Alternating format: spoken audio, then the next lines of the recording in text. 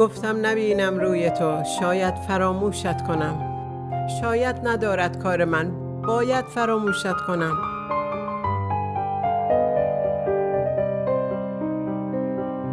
وقتی فراموشت کنم در خاک بود زندگانی من. عشق بر باد رفته من، دوست دارم، منتظرم باش.